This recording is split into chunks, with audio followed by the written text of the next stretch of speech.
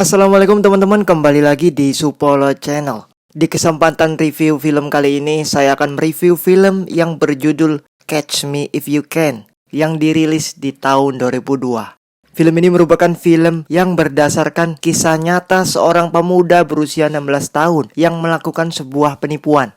Pemalsuan tersebut mulai dari menjadi guru, menjadi co-pilot, menjadi jaksa, dan juga memalsukan cek sebesar 4 juta US dollar. Penasaran seperti apa kisah lengkapnya? Yuk kita mulai.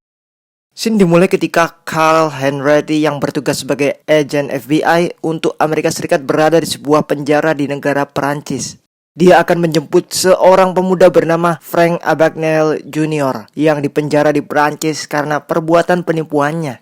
Di waktu itu dia melihat keadaan Frank yang begitu parah kondisi kesehatannya. Carl meminta pihak kepolisian Perancis untuk memberikan dokter kepadanya.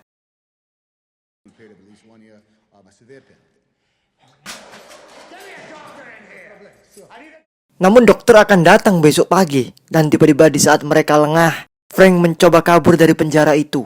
Semua itu sia-sia saja karena Frank tidak kuat untuk melarikan diri karena kondisi kesehatannya. Dia pun akhirnya menurut Carl untuk dibawa pulang ke Amerika. Okay, Carl. Let's go home.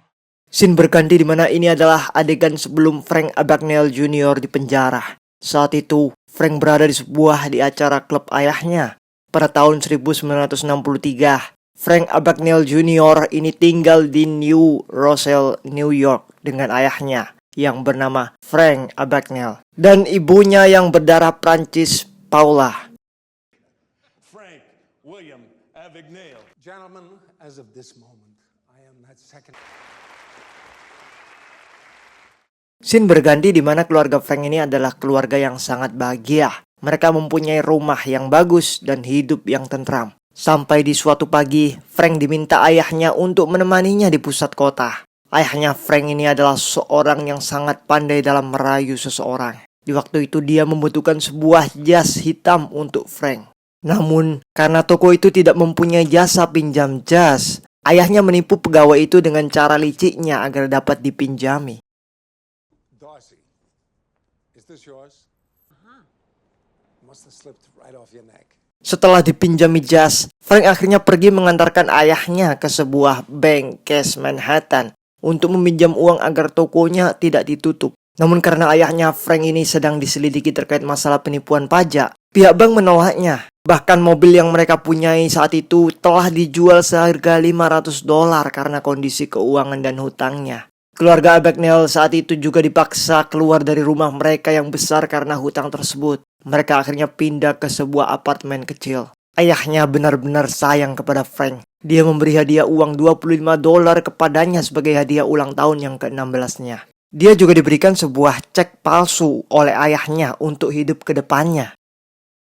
On my son's 16th birthday, we're not going to need $5 in the account so you can buy whatever you want. Don't tell your mom. It's even got my name there, huh?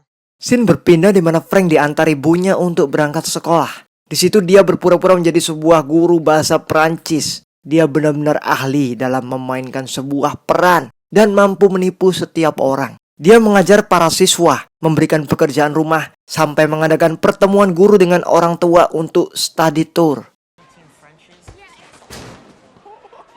My name is Mr. Abagnale. Write up the entire class. Take your seats. And read conversation number 5.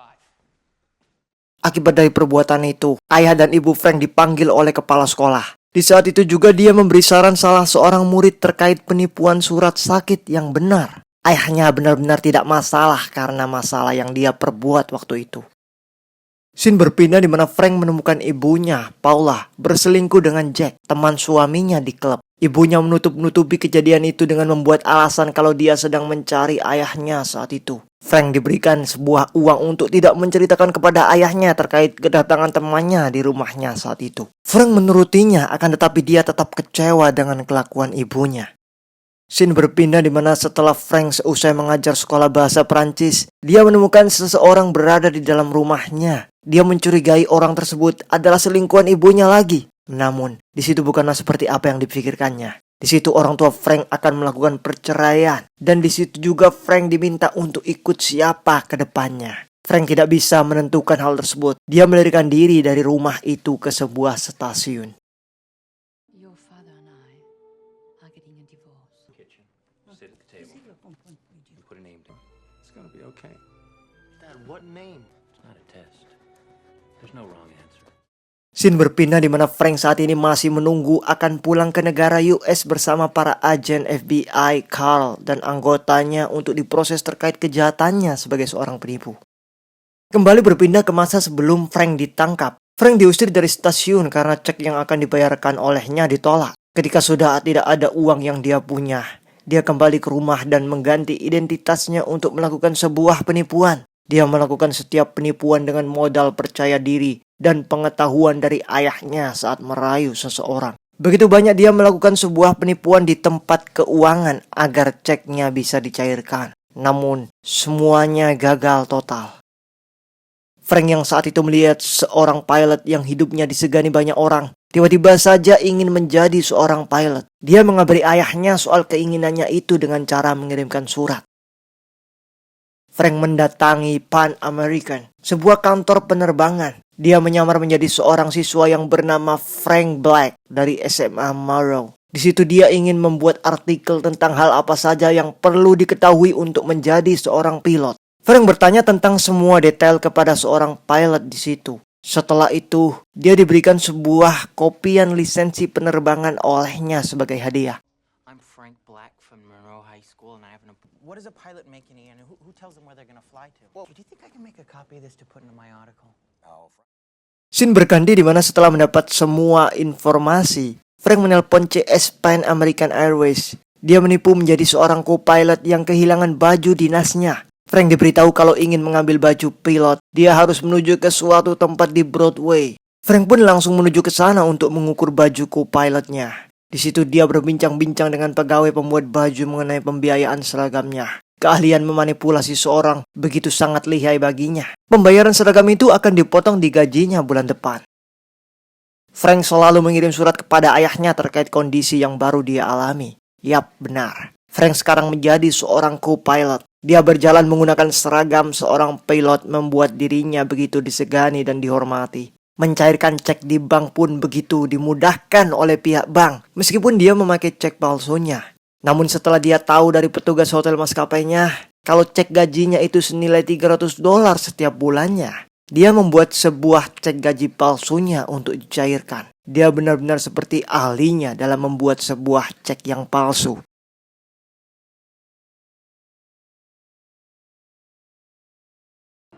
Are you a real-life pilot? Sure am. You say 300 for a payroll check? Accepted me into their training program and told me that if I... Dear Dad.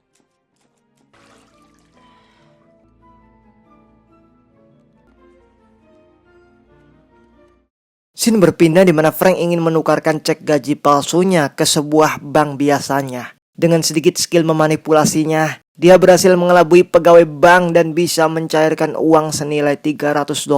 Frank pun benar-benar ketagihan membuat sebuah cek palsu. Dia ingin terus-menerus menukarkan cek gaji palsunya ke tiap bank. Namun ketika pihak bank meminta dia untuk menukarkan gaji ke bandara, Frank malah disangka seorang co-pilot yang akan terbang ke Miami. Frank begitu panik dan tidak tahu apa yang harus dia lakukan. Dia hanya menjawab semua pertanyaan pilot dengan kepercayaan diri dan sesuatu hal yang dia ingat saat mewawancarai seorang pilot sebelumnya. Frank benar-benar lancar dalam penyamarannya menjadi seorang co-pilot gadungan. Dia selalu mengirimkan surat kepada ayahnya perihal kehidupannya sebagai seorang pilot yang berpenghasilan $1.400 setiap bulan. Scene berpindah di mana Frank ingin menukarkan cek gaji palsunya ke bank di daerah Miami. Skill memanipulasinya dia gunakan kepada pegawai bank tersebut untuk mengetahui lebih dalam terkait informasi mengenai sebuah detail cek. Setelah mendapat informasi itu, dia pergi ke tempat pelelangan barang bekas sebuah bank. Dia membeli sebuah mesin yang digunakan untuk mengkodekan sebuah cek bank. Semuanya tidak berjalan lancar ketika salah seorang anggota FBI yang bernama Carl Henretti yang bekerja di bagian penipuan bank menemukan indikasi penipuan cek yang Frank lakukan mulai dari awal tempat dia tinggal. Para agen FBI tersebut tidak ada yang mengerti lebih jauh terkait dengan penipuan cek daripada Carl. Oleh karena itu, Carl di sini benar-benar bersikeras dan semangat dalam menangkap pelaku pemalsuan cek ini. The bank doesn't even know the check is bounced for 2 weeks, which means You want to talk to my wife. She's the one balances the checkbook at our house. next slide. Scene berpindah di mana Frank bertemu dengan ayahnya di sebuah restoran. Dia dihadiahi sebuah mobil baru oleh Frank. Namun, karena ayahnya saat itu masih diselidiki IRS terkait masalah pajaknya, dia tidak menerima hadiah mobil dari Frank. Scene berpindah di mana terlihat Carl dan dua orang temannya sedang mencari pelaku penipuan. Carl memang terlihat begitu serius daripada dua temannya mengenai masalah penipuan di bank. Hal itu dikarenakan karena beberapa anggota FBI di departemen lain mengalami penurunan performa. Mereka akan dipindahkan ke bagian penipuan bank. Scene berpindah di mana mereka bertiga sedang melacak Frank menggunakan cek yang digunakan di sebuah hotel. Carl diberitahu kalau orang yang memakai cek yang diyakini Carl palsu ini masih berada di hotel tersebut. Tanpa pikir panjang, Carl menghampiri kamar dari Frank. Carl dan Frank pun akhirnya bertemu. Di saat itu Frank yang baru saja berbelanja bahan untuk membuat cek palsunya disergap oleh Carl. Akan tetapi, saat itu Frank yang sedikit panik meyakinkan Carl bahwa namanya adalah Barry Allen dari Secret Service Amerika Serikat yang juga sedang menyelidiki penipuan tersebut. Frank juga mengatakan kalau tersangkanya sudah ditangkap rekannya di bawah. Skill manipulasi Frank benar-benar berhasil mengelabui Carl saat itu. Sesaat setelah itu, Frank pun kabur dari hotel itu. Akan tetapi, ketika Carl melihat isi dompet yang ternyata tidak ada identitas apapun, Carl merasa sangat kesal karena dia terlambat menyadari bahwa dirinya telah ditipu. Relax. You know that's the new IBM Selectric. Put your hands on. My name's Alan, Barry Allen, United States Secret Service. Your pants when I came through the door. He jumped right through the window. Scene berpindah di kantor FBI, di mana Carl bersikeras kepada ketuanya kalau dia benar-benar akan menangkap Frank karena sudah tahu wajahnya. Namun, ketuanya juga memperingatkan Carl kalau berhati-hati dengan kasus yang dia tangani saat ini, karena ini akan membuat karir Carl terganggu akibat keteledorannya. Scene berpindah di mana Frank masih mewawancarai pilot yang dulu dia temui. Dia diberitahu juga kalau ada seorang penjahat udara menyamar menjadi pilot di perusahaan tempat dia bekerja. Kabar itu juga sudah tersebar di koran Amerika Serikat. Scene berpindah di mana saat hari Natal, Carl yang masih bekerja di kantornya dihubungi oleh Frank. Frank mencoba meminta maaf karena waktu itu telah menipunya. Carl menolak permintaan maafnya dan memberitahu Frank bahwa dia akan segera ditangkap. Selain itu, Carl juga tertawa ketika dia menyadari bahwa Frank menghubunginya karena ia tidak memiliki orang lain untuk diajak bicara di saat Natal tiba. Frank pun menutup telepon dan melanjutkan aksinya menjadi seorang co-pilot. Sorry, but I have to go. You have no one else to call. Modern night. Scene berpindah di mana Carl tetap menyelidiki nama dari Barry Allen di sebuah kedai kopi. Akan tetapi tiba-tiba, Carl diberitahu pelayan yang melayaninya bahwa nama Barry Allen itu berasal dari buku komik Flash. Saat itu dia sadar bahwa Frank sebenarnya masihlah anak-anak atau remaja. Oleh karenanya, tidak ada identitas yang cocok dengan identitas milik Frank saat diselidiki. Setelah menyelidiki terkait identitas remaja yang keluar masuk New York lewat bandara, Carl akhirnya tiba di rumah ibu dari Frank, Paula. Di situ Carl akhirnya tahu identitas asli dari Frank, yang ternyata bukanlah Barry Allen. Ibunya juga kaget ketika mendengar informasi kalau anaknya ternyata memalsukan cek sebesar 1,3 juta dolar. I have to tell you, your son is forging checks. Forging checks? So far, it's about $1.3 million. Scene berpindah di mana Frank melanjutkan penipuannya. Karena menjadi pilot saat itu sangatlah beresiko tertangkap, Frank akhirnya mencoba mendatangi sebuah rumah sakit. Di situ dia bertemu dengan seorang perawat yang bernama Brenda. Dan disitulah dia mengaku kalau dia adalah seorang dokter. Frank memulai aksinya dengan membuat sebuah ijazah palsu lulusan Harvard atas nama Frank Connors dan melamar pekerjaan di rumah sakit sebelumnya. Frank Connors pun menerima pekerjaan menjadi dokter IGD yang juga mengawasi 6 dokter praktek dan 20 perawat. Setiap hari dia melihat tayangan TV mengenai cara penanganan seorang dokter kepada pasiennya. Namun di saat dia bekerja terdapat seorang bocah yang mengalami pendarahan hebat akibat kecelakaan. Frank saat itu sangat panik karena dia tidak kuat melihat sebuah darah. Dia melemparkan pekerjaannya itu kepada dokter magang yang ada sebelum akhirnya dia muntah di toilet. Scene berganti di mana Carl berada di rumah ayah Frank. Di situ Carl tidak diberitahu keberadaan Frank saat ini oleh ayahnya. Namun ketika Carl hendak pulang memberikan kartu namanya, dia tidak sengaja membaca surat yang selalu dikirim oleh Frank kepada ayahnya. Carl mencatat alamat dari pengiriman surat dari Frank tanpa sepengetahuan ayahnya. 15 Landover, Atlanta, Georgia. Scene berpindah di mana saat Frank berperan menjadi Dr. Frank Connors, ia jatuh cinta dengan Brenda. Frank yang saat itu diajak makan malam di rumah Brenda, meminta izin ayahnya untuk menikahi Brenda. Di saat itu juga terlihat di mana Carl sudah sampai di rumah sakit Frank bekerja. Di situ dia hanya menemukan sebuah mesin ketik saja di ruangannya tanpa adanya Frank. Setelah itu di saat dia berbicara tatap mata dengan ayahnya, dia mengakui kebenaran tentang dirinya.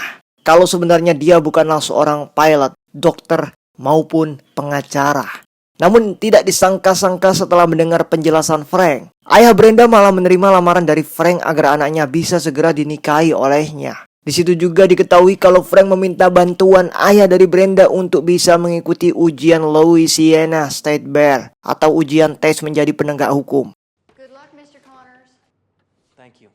Scene berpindah di masa Frank yang telah tertangkap Carl dan ingin menuju ke negara Amerika Serikat menggunakan sebuah pesawat terbang. Di situ Carl benar-benar ingin tahu bagaimana Frank bisa lulus ujian Louisiana State Bar saat itu. Namun Frank tidak menjawabnya dan Carl akan memecahkan sendiri misteri tersebut. How did you cheat in the bar exam in Louisiana? I'm gonna figure it out sooner or later. You may have that clear and I'll tell you. Setelah itu pun, scene berlanjut di mana setelah mengikuti ujian Louisiana State Bar, Frank pun tiba-tiba lulus dan ditempatkan menjadi jaksa di kantor hukum ayahnya Brenda. Frank saat itu juga belajar dengan memahami video praktek hukum. Namun ketika dia berada dalam persidangan awal yang sebenarnya, dia malah salah mempraktekkan menjadi seorang jaksa. Which matches the signature. There is no jury. In the hell is wrong with you? Scene berpindah di mana keluarga dari Brenda melihat televisi rutinan mereka. Mereka selalu menyanyi bersama di saat acara TV itu dimulai. Melihat keharmonisan keluarga tersebut, tiba-tiba Frank ingat dengan keluarganya yang dulu. Di kemudian harinya, Frank berada di bar menemui ayahnya yang sedang benar-benar bangkrut karena masalahnya yang dulu dengan IRS. Di situ Frank juga memberikan undangan pernikahannya dengan Brenda kepada ayahnya. Selain itu juga Frank juga mendapatkan kabar kalau ibunya sekarang sudah menikah dengan Jack, teman lama ayahnya dulu. Ayahnya juga memberitahu kalau ada agen FBI datang ke rumahnya. Mendengar hal itu, Frank begitu menyesal karena telah melakukan ini semua.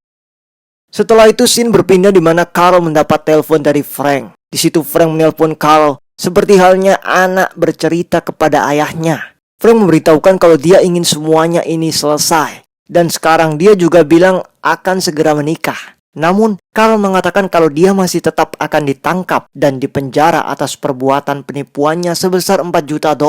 Tidak lupa juga, Frank mengucapkan selamat Natal kepada Carl malam itu. Stop chasing me. Present? No, this isn't something you... Please leave me alone, Carl. I can't stop. It's my job. Merry Christmas, huh?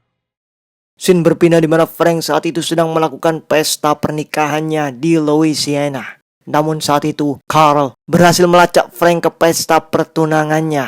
Frank yang saat itu menyadari kedatangan Carl, mempersiapkan melarikan diri. Sebelum kabur, Frank sempat memberitahu Brenda tentang identitas aslinya yang selama ini menjadi penipu. Frank juga memberitahu kalau dia sudah mempersiapkan kehidupannya dengan 2 koper penuh uang dolar. Dia juga berjanji kepada Brenda untuk bertemu di bandara Miami 2 hari kemudian, sehingga mereka bisa melakukan kawin lari kalau Brenda benar-benar mencintainya tanpa alasan.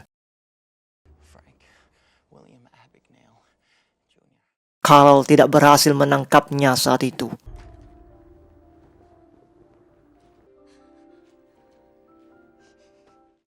Scene berpindah di mana setelah 2 hari dari kejadian di pesta pernikahannya, Frank melihat Brenda menunggu di depan bandara Miami. Akan tetapi, di saat itu juga dia menyadari dan melihat banyak agen FBI yang menyamar sedang bersiap untuk menyergapnya. Menyadari bahwa pertemuan itu telah diatur oleh FBI, Frank tidak kehabisan akal. Saat itu dia meninggalkan bandara kemudian melakukan penyamaran lagi menjadi seorang co-pilot dan merekrut 8 mahasiswi untuk menemaninya tur hubungan publik melalui Eropa. Setelah kejadian itu pun Frank bersama dengan gerombolan pramugari tercantik yang telah dia pilih membuatnya berhasil lolos dari penyergapan polisi di pintu masuk bandara Miami. Para penjaga dan polisi benar-benar teralihkan pandangannya karena gerombolan itu.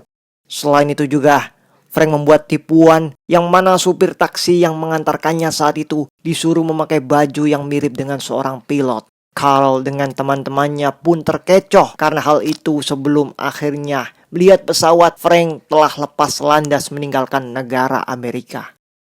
7 bulan kemudian, Carl menunjukkan kepada atasannya bahwa Frank benar-benar sudah keterlaluan. Frank diyakini telah mencetak sendiri cek yang asli dan digunakan di negara Eropa Barat. Carl meminta izin pergi ke Eropa untuk mencarinya. Namun atasannya menolak permintaannya karena di negaranya sendiri saja dia tidak bisa menangkap Frank. Namun di saat itu Carl menyadari sesuatu tentang cek yang dibuat Frank. Dia membawa cek yang dibuat Frank kepada para profesional. Para profesional cek itu mengatakan kalau cek itu dicetak di negara Prancis.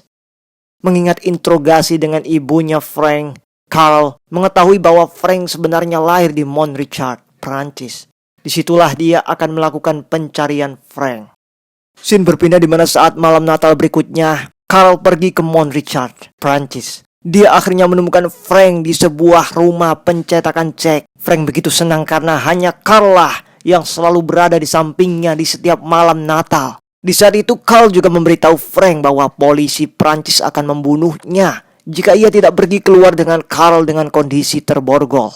Awalnya Frank menganggap Carl berbohong, tetapi Carl berjanji kepada Frank bahwa ia tidak akan berbohong kepadanya lagi. Frank akhirnya menuruti perintah Carl dan memakai borgol dan berjalan ke rumah itu.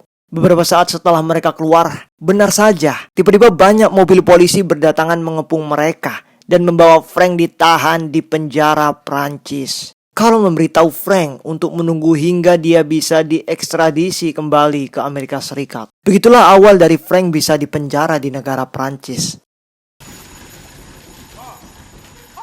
I wouldn't bring them to you unless I could put the cuffs on you myself. Merry Christmas!